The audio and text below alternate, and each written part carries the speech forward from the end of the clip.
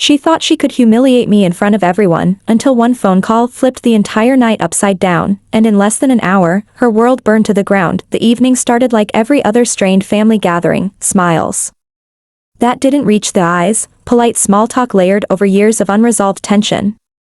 I sat at the long oak dining table in my parents' home, trying to keep my focus on the roast chicken in front of me instead of the constant needling from across the table. My sister, Hannah, had always been the loud one, the center of attention. The one who measured her worth by how many people were looking at her. I was the opposite, quiet, deliberate, preferring to observe rather than take the spotlight. And for some reason, my stillness seemed to set her off like nothing else. She started early that night, making jabs about my clothes. You still wear that old jacket? What, thrift stores running out of stock? Then moving on to my job, I still don't get what you even do. Sounds like you just sit in front of a computer all day. The rest of the family chuckled awkwardly, some out of politeness, others to avoid her sharp tongue turning on them. I ignored her, sipping my water and letting her words bounce off me like rain against a window. But then came the moment that shifted everything. We were discussing my parents' upcoming anniversary trip, and I casually mentioned that maybe they should avoid certain overseas destinations due to political unrest. Hannah rolled her eyes and said, "Oh, please, since when are you some kind of world affairs expert? You've never even been anywhere worth bragging about." Her tone was loud, dismissive, designed to humiliate me in front of everyone. I smiled faintly and said, "You might be surprised at the places I've been."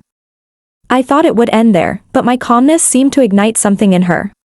Her chair scraped loudly as she stood up, and before anyone could react, she was beside me, her voice raised and venom dripping from every syllable. "You always act like you're better than me, like you're too good to even argue back. Let's see you keep that smug face now." Then, without warning, her fist connected with my cheek in a sharp, stunning blow that made my vision flash white. Gasps erupted around the table. My mother screamed her name. My father's deep voice barked, "Hannah, stop." But she didn't. She grabbed a fistful of my hair, yanking so hard my neck jerked back, and dragged me out of the chair, my plate crashing to the floor. I didn't resist. The shock kept my body still, but beneath the surface, a different kind of calm settled over me, cold, deliberate, and entirely in control. She pulled me through the living room, her grip cruel, muttering insults under her breath as the rest of the family followed in stunned silence. Outside, under the pale glow of the porch light, she shoved me onto the driveway, breathing heavily, eyes wild. "You think you can talk to me like that? You think you can just sit there and act all high and mighty?" she spat, standing over me like a schoolyard bully who had just claimed victory. Slowly, I stood, brushing the dust from my pants, my cheek throbbing from where she had hit me. I reached into my pocket, pulling out my phone. She scoffed, "What, gonna call mommy? Or the cops? Go ahead. I'll be home before they even finish the paperwork." I didn't answer. My fingers moved quickly, dialing a number I hadn't used in over a year. The voice that answered was deep and precise. "Yes, sir." My eyes stayed locked on hers as I spoke two things, a name and an address. That was all. The voice replied, "Understood," and the line went dead. I slid the phone back into my pocket. Hannah frowned, a flicker of uncertainty crossing her face. "Who was that?" she asked, her voice losing just a hint of its edge. "You'll see," I said quietly, brushing past her and walking back into the house. My parents were standing in the hallway, confusion and worry etched on their faces. I simply sat back at the table, picked up my fork, and took a bite of chicken. The room was heavy with tension, but I felt lighter than I had in months. The call was made, the pieces were moving, and in less than an hour, Hannah's entire life would change, and not in the way she thought. The house was quieter than it had ever been, the only sound the faint ticking of the grandfather clock in the hallway.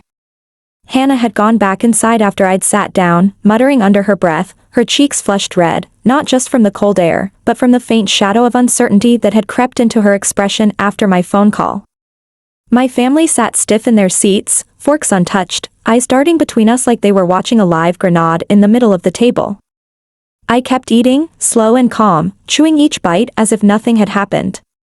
20 minutes passed. Like that. Then, faint at first, the sound of engines rumbled in the distance. It wasn't the casual hum of a neighbor's car, this was deep, controlled, and growing louder. My father frowned, leaning toward the window. "That's a lot of cars," he murmured. The headlights appeared first, 3 black SUVs, identical. Their windows tinted so dark they looked like slabs of obsidian cutting through the night. They rolled up our quiet suburban street with precision, slowing as they approached the driveway, before stopping in perfect alignment. Engines cut off. For a moment, everything was still. Then the doors opened in unison. 6 figures stepped out, all in dark tactical uniforms with subtle, crisp insignias on their shoulders, the kind you didn't recognize unless you knew exactly what they meant. Boots crunched against the gravel as they approached, their movements coordinated, disciplined. My mother stood halfway between the table and the front door, her hand covering her mouth. My father had risen from his chair, looking torn between protecting his family and figuring out what the hell was going on. Hannah's expression had shifted from smug irritation to visible discomfort, her eyes flicking to mine like she was piecing something together, but refusing to believe it. The front door swung open before anyone could knock. The man who stepped in first was tall, broad-shouldered, his posture a perfect picture of authority. His eyes swept the room once, not with curiosity but with calculation, before landing on me. Then, to my family's utter confusion, he stopped, straightened fully, and brought his hand sharply to his temple in a formal salute.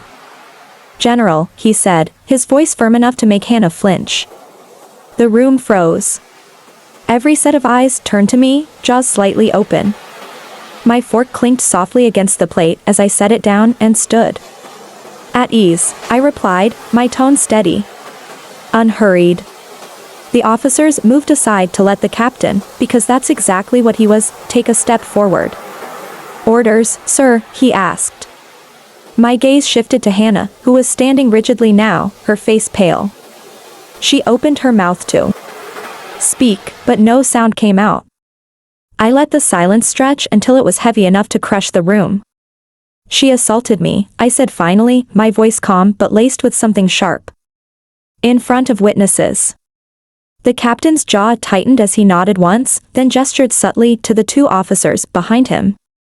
They stepped forward without hesitation. My parents snapped out of their shock, my mother stepping forward with a pleading tone. "Wait, this is my daughter," but the captain cut her off politely, his voice respectful yet firm. "Ma'am, with all due respect, your son is a high-ranking official in a classified division. Assaulting him is a criminal offense with serious consequences." Hannah tried to backpedal, her hands raised. "It was just a joke. I didn't mean," one of the officers took her by the arm, not roughly, but with enough control to make it clear there was no escape. She turned to me, her eyes wild now. "You can't be serious. Tell them to stop. You're my brother." I stepped closer, meeting her panicked gaze. "You should have thought about that before you put your hands on me," I said quietly. Her mouth trembled, but the officers were already leading her toward the door. My father called after them, his voice breaking, but I stayed silent, my hands behind my back, watching her disappear into the cold night. The SUV's doors shut in perfect unison, engines roaring to life as they rolled away into the darkness. When the sound finally faded, I turned back to my family, their stunned faces reflecting a mix of disbelief, fear, and questions they would never dare ask. Without another word, I sat down, picked up my fork, and finished my dinner.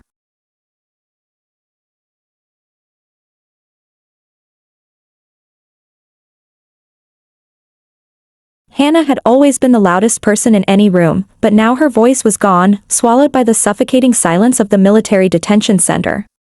The place wasn't like any police station she'd imagined, there were no dingy waiting areas, no bored officers behind glass windows.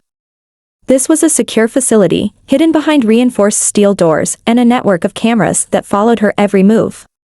She sat alone in a cold metal chair at a steel table, her wrists cuffed lightly, not for necessity, but for protocol.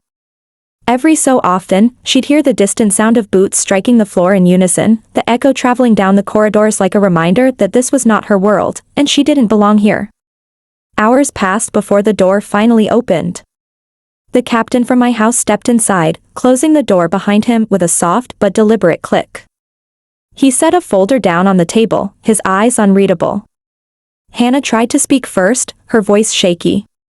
"I need to talk to my brother. This is ridiculous. It was a stupid fight, that's all." The captain didn't sit down. He didn't even blink. "Your stupid fight was an assault on a senior ranking officer in a classified branch of the military. That's not just a family argument, Miss Carter. That's a federal crime." Hannah's mouth opened, then closed again, the weight of his words pressing down like a stone. "You're lying," she whispered, almost to herself. The captain slid the folder toward her. Inside were photographs of me in full uniform, my shoulders heavy with insignia, standing beside people she had only seen in news reports about high-level operations overseas. There were documents too, most of them blacked out, but enough visible to prove my rank. Hannah's hands shook as she looked through them. "I didn't know," she said finally, her voice thin. "Exactly," the captain replied. "You didn't. No, because you weren't supposed to. And now you've crossed a line you can't uncross." She swallowed hard, the reality sinking in. "So what happens now?" He leaned forward slightly, his presence filling the room. "That depends on him. He can press charges, and you'll be prosecuted under military jurisdiction, which will not be pleasant. Or," he let the word hang, and Hannah's eyes flicked up to his. "Or what?" she asked quickly.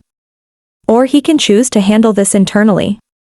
But make no mistake, you will not walk away without consequences." Hannah bit her lip, her mind racing. She had always been the one in control, the one who could throw a punch, make a scene, and then laugh it off. But now she was in a place where her usual tricks didn't work, where even her words felt small and powerless. "Can I talk to him?" she asked again, her voice quieter this time. The captain studied her for a moment, then nodded once. 10 minutes later, the door opened again, and I walked in. I wasn't in uniform, but there was something in my posture, my calm control of the room, that made her flinch. I sat down across from her, folding my hands on the table. "You've put yourself in a very bad position, Hannah," I said. She looked at me like she was seeing me for the first time. "I didn't know who you really were," she whispered. "That doesn't excuse what you did," I replied evenly. She opened her mouth to argue, but the words caught in her throat. For once, she didn't have a comeback.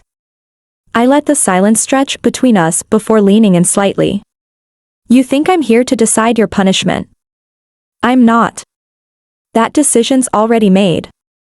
Her eyes widened. "What do you mean?" "You're going to learn some respect," I said, my voice low. "And you're going to understand exactly how much damage you can cause when you let your temper control you. You will serve a period under direct military supervision. You'll follow orders, you'll work, and you'll see the world I live in."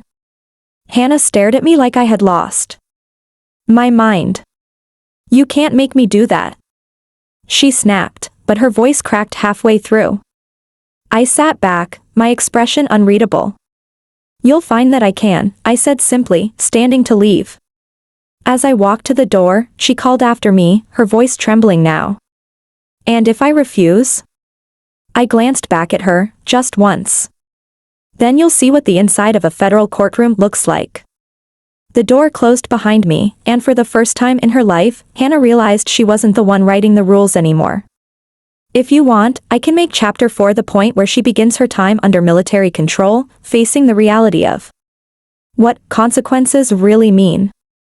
That's where the tension could hit its peak. Hannah's first day under military supervision was nothing like she expected, it was worse. She had pictured maybe some community service, paperwork, or awkward meetings with strict officers, but instead, she was woken at 4:30 a.m. by a sharp knock on her assigned barracks door. A female sergeant with a face carved from stone stood there, arms folded, barking her name. Up. Now. Still half asleep, Hannah stumbled out of bed, only to be told she had 3 minutes to dress in the plain green fatigues laid out for her. They weren't tailored or flattering, just rough cotton that felt heavy on her skin, the boots too stiff and unforgiving. As soon as she stepped outside, the cold morning air slapped her awake. The base was already alive, soldiers running in formation, their breaths creating clouds in the dim light, the rhythmic chant of their voices echoing across the open grounds. The sergeant didn't waste time. You are here because you've shown no respect for rules, for authority, or for other people's boundaries. That ends today. You will move when told, speak only when spoken to, and do exactly as instructed. Fail once, and you'll regret it. Hannah wanted to snap back, to throw some sarcastic remark, but one look at the woman's eyes made her swallow. Her pride. They started with physical drills, push-ups, squats, running. Hannah wasn't out of shape, but this wasn't a casual gym session. By the time they reached the end of the first mile, her legs burned and her chest ached, but every time she slowed, the sergeant's voice cut through the air like a whip. Move, Carter. You don't get to decide when you stop. Sweat dripped down her back, soaking the shirt, her hair sticking to her forehead. By breakfast, she was too exhausted to even complain. The food was simple: eggs, toast, black coffee, but she realized quickly that lingering over it wasn't an option. Meals here were timed, and if you didn't finish, you went hungry. The rest of the day was a blur of tasks she'd never imagined doing, scrubbing floors on her hands and knees, hauling boxes from one end of a warehouse to the other, learning how to properly clean and assemble military gear. Every time she thought she'd finally catch a break, another order came. Carter. You missed a spot. Carter. That's not regulation standard, do it again. She didn't even see me until late afternoon, when I appeared in the training yard, speaking briefly with the sergeant before walking over. She straightened automatically, sweat still clinging to her face. Enjoying your first day? I asked, my tone calm, almost casual. She glared at me, but there was no fire behind it this time, just fatigue. This is insane, she muttered. I didn't smile. No, this is discipline. Something you've avoided your entire life. But you'll get through it. She wanted to argue, but another part of her realized that was exactly what had gotten her here in the first place. By evening, her body felt like it had been wrung out and left to dry. Every muscle ached, her hands were sore from scrubbing, and she couldn't remember the last time she'd been this physically drained. Yet, lying in the narrow bed in her small room that night, she noticed something strange: her mind was quiet.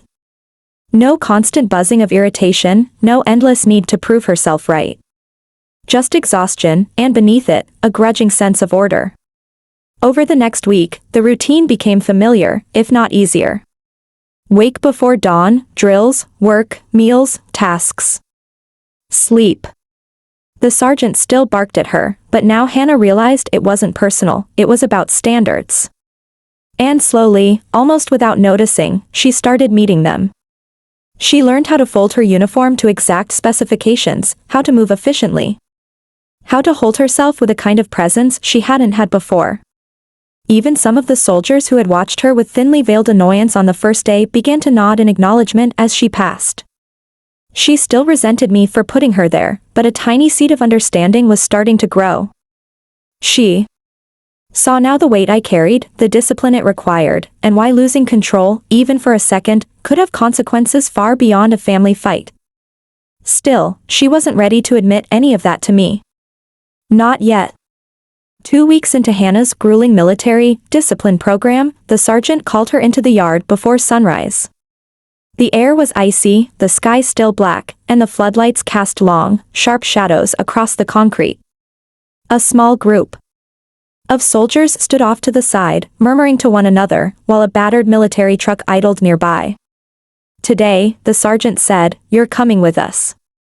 Hannah frowned, shoving her hands into her fatigues for warmth. Where? A real operation, the sergeant replied, her tone offering no room for questions. Hannah climbed into the truck, feeling the vibration of the engine through the metal bench as they rolled through the gates and into the silent countryside. She expected maybe a training drill, another punishing exercise, but when they stopped, she saw flashing police lights ahead, blocking off a rural road. A military convoy had broken down during the night, carrying sensitive equipment that couldn't be left unattended. The convoy had also been stranded in a tense, unfriendly area, where locals didn't take kindly to uniformed outsiders. "We're here to help secure the site until recovery vehicles arrive," the sergeant explained, handing Hannah a reflective vest. "You'll follow my lead, no mistakes." At first, the task seemed simple: direct traffic, assist the stranded drivers, keep watch for any suspicious movement. But as the hours passed, the atmosphere shifted. Groups of curious locals began gathering at the roadside, some muttering under their breath, others glaring openly. A few approached, demanding answers the soldiers couldn't give. Hannah stood near the back of the truck, gripping her vest, her heart pounding as the tension thickened. She wasn't trained for this, not really. But then, she caught sight of one soldier being surrounded by a particularly aggressive group of men. Without thinking, she stepped forward, her voice sharper than she expected. "Back away, please. This is a restricted area." They turned on her, some sneering, but something in her stance, shoulders squared, chin high, made them hesitate.